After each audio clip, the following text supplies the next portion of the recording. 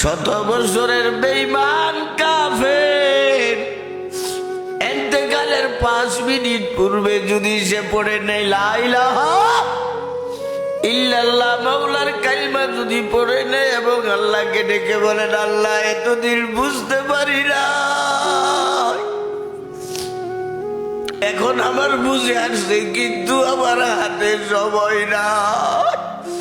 100 বছর পর্যন্ত আমি মূর্তি পূজা করছি, আল্লাহ এখন সর্বশেষে আমি এই দৌড়ানে একটা কালিমা লা ইলাহা ইল্লাল্লাহু মুহাম্মাদুর রাসূলুল্লাহ পড়ছি। আল্লাহ বলেন, বান্দা তুমি পড়তে দেরি হবে, কালিমা তোমার 100 বছরের কুফরির গুনাহগুলো আমি মাওলার মাফ করতে দেরি হবে না।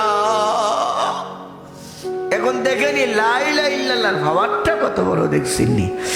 এই লা ইলাহা ইল্লাল্লাহ তোমার ইন্তেকালের সময় যখন জবান দিয়া বের হইয়া যাবে, তুমি মুমিন, তুমি জান্নাতি, বলেন না সুবহানাল্লাহ।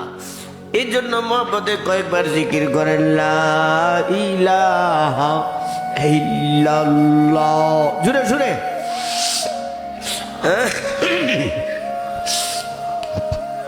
লা ইলাহা।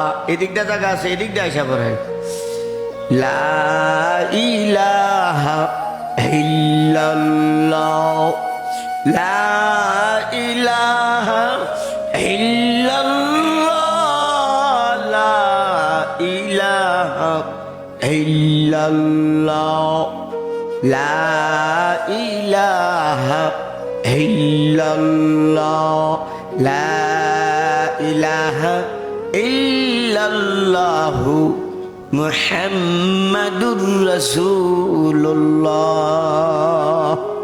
সাল্লাল্লাহু আলাইহি ওয়াসাল্লাম।